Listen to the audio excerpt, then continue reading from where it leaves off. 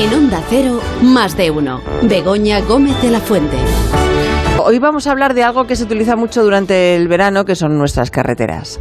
Y lo que queremos conocer es su origen. Me vais a permitir que yo tire un poco para mi tierra porque hemos recibido una noticia muy buena para los sorianos estos días, porque están recuperando una calzada romana en Soria. Y es una calzada romana de verdad, de las buenas. Hablaremos sobre ello dentro de un momento. Y para conocer la historia de las carreteras en España, tenemos al mejor, que es ingeniero de obras públicas, es historiador, es autor de varios libros como Vías Romanas, Elementos de Ingeniería Romana. Es además presentador y director del programa documental Ingeniería Romana en la 2. Es Isaac Moreno Gallo. Buenos días, Isaac. Buenos días. ¿Qué tal? Que cuando he dicho yo que se está recuperando una calzada romana en Soria, pero una de las de verdad, ¿por qué se hace hincapié en esto de que es una de las de verdad, Isaac? Pues verás, porque existe un arquetipo de lo que es una calzada romana que no es cierto. Casi todo el mundo las identifica con caminos enlosados, empedrados, en la montaña, a veces con mucha pendiente, y no eran así, eran todo lo contrario. Las carreteras romanas son caminos funcionales, como verdaderas carreteras, y la superficie está acabada en gravilla, en zarras naturales. Como ves, ya es muy diferente a lo que la gente tiene y ve en los cuentos de Asterix, por ejemplo, ¿no? Uh-huh. Incluso las películas de romanos. Y lo que es peor, hasta en los libros universitarios se estudia todavía mal, como realmente no son. ¿Y cómo es posible que se estudie en la universidad mal y que luego además estos que salen de la universidad estudiándolo así de forma errónea, hacen un inventariado de los caminos romanos que no son correctos? Pues mira, esto se estableció allí en el siglo XIX con la historiografía romántica, ¿no? Uh-huh. Copiando un poquito de la Vía de Apia, que la Vía Apia todo el mundo la conoce, enlosada, pero realmente es una calle de la ciudad. Las calles de la ciudad sí que estaban adoquinadas. Y la Vía Apia también, cuando sale de Roma, pues mientras dura el cementerio está así, pero las carreteras entre ciudades no son así en ninguna parte del imperio, en ninguna parte del Mediterráneo. Son, como te he dicho, con zarras naturales, gravillas. Y eso se ha establecido así, se ha estudiado así, se sigue estudiando así y tardará todavía por la inercia, ¿no?, en dejarse de estudiar, y es una pequeña catástrofe, porque las verdaderas vías romanas se han estado destruyendo indolentemente, digamos, ante la inconsciencia de todo el mundo, y sin embargo se están promocionando como vías romanas pues caminos de mulas del siglo XVIII, por ejemplo, muchísimos, casi todos los que se promocionan en España. El Puerto del Pico, por ejemplo, es probablemente un camino de ganado y de mulas del siglo XVII, más o menos. Y seguramente que haya esta documentación que acabará demostrándolo, por mal que claro, la documentación no siempre llega hasta nosotros, ¿no? Por eso se hacen romanos. Ante la falta de pruebas y la pinta que tiene, pues lo hacen romano. Isaac, que estás en el pueblo, me da la sensación, ¿no? ¿Dónde Estoy estás? en el pueblo de Soria. Ah, ¿en dónde? Sí. ¿En dónde estás? Pues mira, en un pueblo que se llama La Riba de Escalote, en el que de vez en cuando suelo venir por aquí, un pueblo que no conoce casi nadie. Está bastante deshabitado, cerca de Berlanga. Te habrás tenido que subir a la colina o al cerro, ¿no?, para poder tener cobertura. Pues estoy al pie de la secretaría, que es el único punto de wifi. He tenido que salir de casa. Estas cosas de la España vacía tienen su encanto también. Que mi pueblo es Morón de Almazán, o sea que más o menos que la zona la conozco. Sí. Así es. Lo conozco, sí. Oye, tú que siempre vas a la caza de calzadas, es decir, ¿cómo investigas? Porque tú te dedicas a hacer prospecciones, trabajos en excavaciones arqueológicas. ¿Cómo se puede localizar? Claro, para alguien que no tiene ni idea, cuando va por un camino se puede creer que va por un camino o por una calzada romana, incluso puede poner el letrero, ¿no?, de calzada romana y luego no serlo. Sí, ¿Cómo pues se puede saber qué señales, qué pistas nos puedes dar para conocer de verdad y saber que estamos en una calzada romana? Pues mira, para un lego de ninguna forma. Es que me pasó a mí lo mismo hace unos 30 años que empecé con esto, ¿sabes? Sí. Yo cogía los libros, las publicaciones que había, me iba al monte a verlas, y aquello, pues bueno, yo al principio me lo creía hasta que me di cuenta que no, y hasta que realmente descubrí una que era de verdad y empecé a calcular un poco los volúmenes, la inversión que se había hecho allí, porque claro, estamos hablando de una obra, de una inversión tremenda, ¿no? No eran 4 piedras puestas así en la superficie. Y cuando ya descubres lo que es una carretera romana, pues tienes que desechar todo lo anterior que sabes. Y ahora, evidentemente, ya ahora hay bastante publicado. Yo mismo he publicado mucho, incluso en Internet, en mi canal de YouTube, hay muchísimos vídeos que explican cómo son, con infografías muy claras, ¿no?, que la gente puede verlo, y a partir de ahí pueden descubrirse nuevas vías romanas. Incluso ahora a mí de vez en cuando me escribe gente y me manda un correo y dice: oye, he visto este camino que tiene la pinta de lo que usted dice que es una vía romana. ¿Qué le parece? Y algunos hasta las encuentran ya, ahora que ya empiezas a saber cómo son. Bueno, yo, Isaac, primero, enhorabuena, porque me encanta el programa, aprendo muchísimo, me parece interesantísimo, muy bien explicado, por ejemplo, no solamente el tema de calzadas, sino también el tema de los acueductos, las traídas de agua y la ingeniería que hacían para poder abastecer de agua a ciertos enclaves. Me gustaría que nos explicase cómo hacían las calzadas, es decir, porque claro, iba como a día de hoy, pero con materiales distintos, en diferentes capas y demás, ¿no? Es decir, utilizando distintos materiales hasta consolidar, digamos, el espacio por el que podían pasar los carruajes. Pues mira, lo primero que hay que tener en cuenta que las carreteras que hacían los romanos era una obra planificada, proyectada y construida ya funcionalmente como carretera, con unos medios y unas formas que no están al alcance de cualquiera, solo de los estados muy potentes como era aquel. Es decir, si ya no es que no se supiera a continuación en la Edad Media cómo hacer una carretera, es que no había potencia, no había grandes estados, había pequeños reinos, desaparece el tránsito de carros, las mercancías dejan de ser vías comerciales, ya quedan para el tránsito local.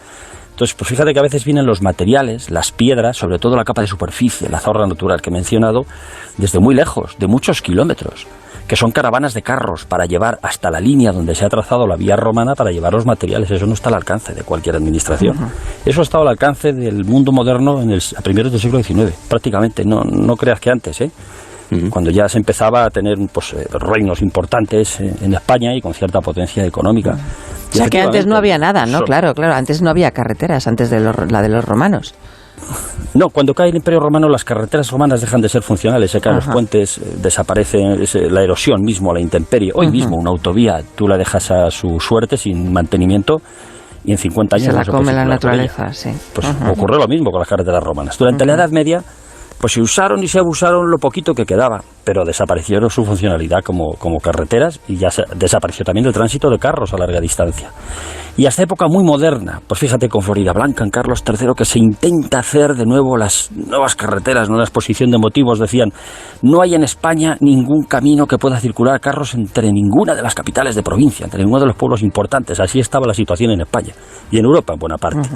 Y se intentan hacer carreteras que tampoco eran muy buenas, porque no había ingenieros especializados en esto. De hecho, unos años más tarde se abandonan porque no soportaban, tenía mucha pendiente y no soportaban las grandes cargas, por ejemplo la moderna artillería, y a partir del 19 ya sí, con las escuelas de caminos, que se crean escuelas de ingenieros de caminos, etcétera, se hacen las modernas carreteras, la red que hoy estamos circulando cuando vamos por los pueblecillos, ¿verdad? Eso es hasta ese momento no hay carreteras. ¿Y cómo las construían?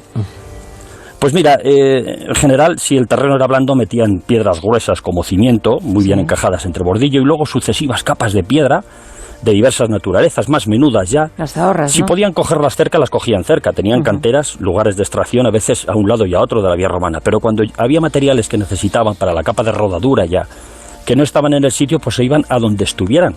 Y se costaban transportes de 10 kilómetros, de 20 kilómetros. En las landas francesas, que son todo arenales y no hay piedra de ninguna naturaleza, de hasta 60 kilómetros.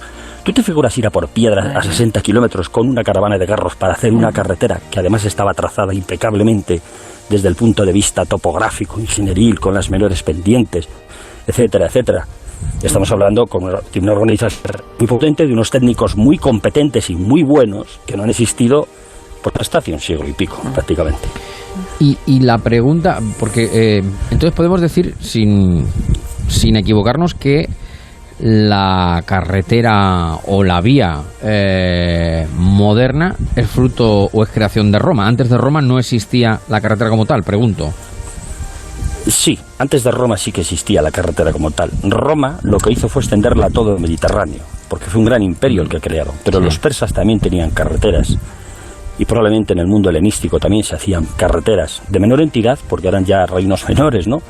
Pero sí, el camino real persa tiene características también de carretera y de vía romana, o sea, quiere decirse que es una tecnología antigua. Lo que pasa que a nosotros, a España, a Occidente, nos llegaron con los romanos. Hasta entonces aquí no se conocía lo que era una carretera, ni el tránsito de carros serio, como Dios manda, el transporte de mercancías, ni otras muchas facetas de la ingeniería, ni teníamos agua corriente en las casas. Eso también lo trajeron los romanos, y el alcantarillado. O sea, sí, claro. Sí, es como la vida de Brian, que no sé si os acordáis, cuando en un momento dice, ¿de qué le debemos a los romanos? Las carreteras. Exacto. A carreteras los romanos. Sí. No, y digo, fueron el mundo capaces romano es un mundo además muy, muy demonizado, tiene su leyenda negra. O sea, el aspecto social tampoco eran tan terribles como nos lo cuentan. No. Está por repasar todo, es un imperio. Y como todos los imperios, que ya lo sabréis, pues tiene su leyenda negra, ¿no? Siempre luego vino otro que le demonizó. Ocurre con el español, ¿no? Lo habréis oído también, ¿no? La leyenda negra del Imperio Español. Pero la pregunta es si fueron capaces de llegar, claro, el Imperio Romano, claro, llegó un punto y momento que su extensión era, pues prácticamente casi, no todo, pero bueno, muchísimo mundo conocido, ¿no? Menos ya la parte más oriental, mucho mundo ¿no? conocido. Esa. Claro, mucho, no todo. Pero fueron capaces de llegar con ese concepto de vía, con ese concepto de carretera hasta los confines del imperio. Sí, prácticamente sí.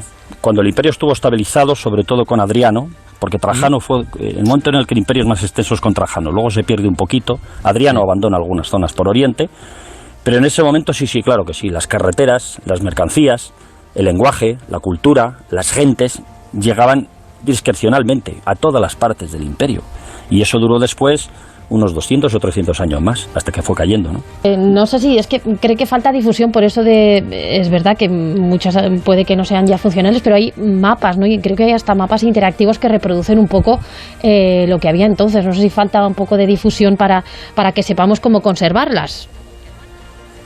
Pues verás, para que la difusión sea eficaz, primero hace falta ciencia. O sea, si vamos a difundir los caminos de mulas del 17 como carreteras, pues paso casi igual mejor no difundimos. Los mapas interactivos que hay del imperio de las carreteras romanas se basan en mapas muy antiguos y muy imprecisos, como la tabla de Pettinger, por ejemplo. Pero casualmente en España y en Britania, la parte occidental, falta esa parte de ese mapa, en cuyo caso aquí son inventados. Y conocemos muy poco. Castilla y León hay una labor de investigación muy buena hecha, que yo dirigí hace muchos años, pero el resto de las regiones a mí no me consta que haya ninguna, pero incluso en Europa. Entonces, claro, si tú te basas en un mapa antiguo, haces un mapa interactivo, pero luego aquí en España te lo tienes que inventar, entonces tiene muy poquito valor, ¿sabes? Está casi todo por hacer, ¿eh? Es una ciencia que está bastante en pelotas, como vulgarmente se dice. Y pasa lo mismo con los puentes, ¿no? Romanos.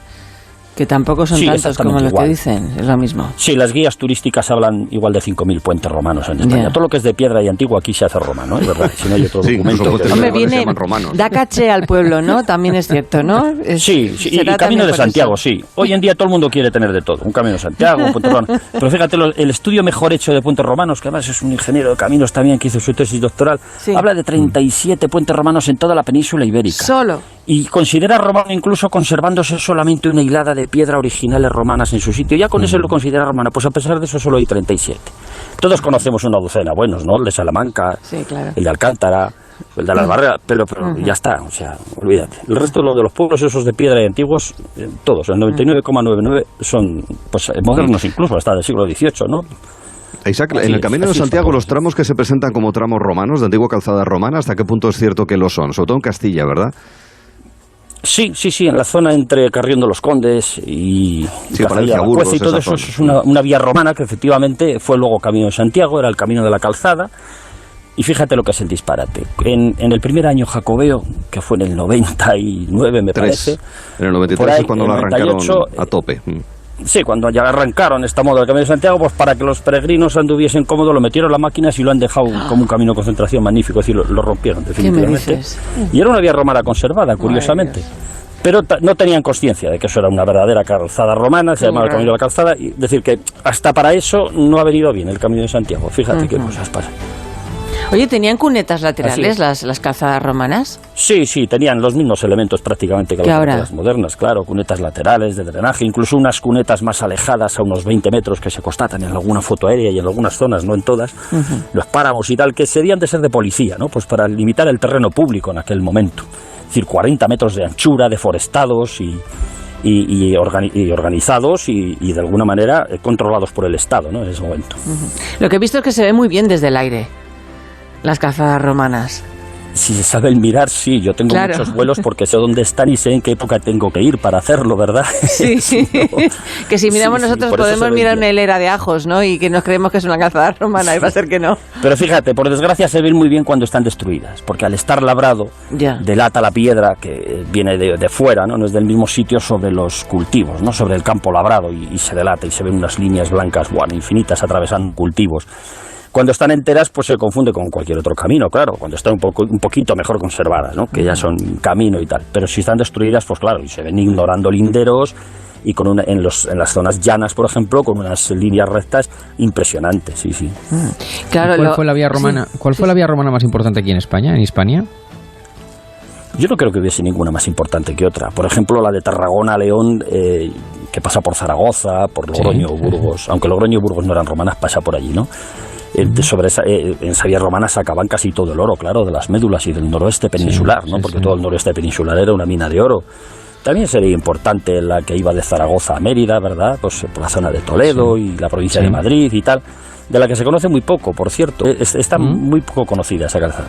La Vía de la Plata es la más famosa hoy, pero no tiene por qué haber sido en aquel entonces, ¿no?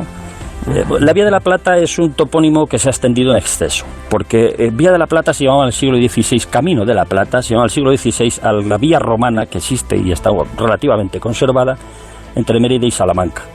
Pero ella lo llaman desde Sevilla hasta Gijón, creo. Más arriba ya no, porque está el mar. Si no, lo habrían subido más arriba, ¿sabes? Pero ya es un tinglao turístico que se va al montón, incluso la autovía. Sí, hubo cierta polémica con ese tema, porque se suponía que llegaba hasta Astorga, pero claro, Asturias quería tener su presencia en la Vía de la Plata. Y de hecho, la A66, Gijón-Sevilla, es la Vía de la Plata.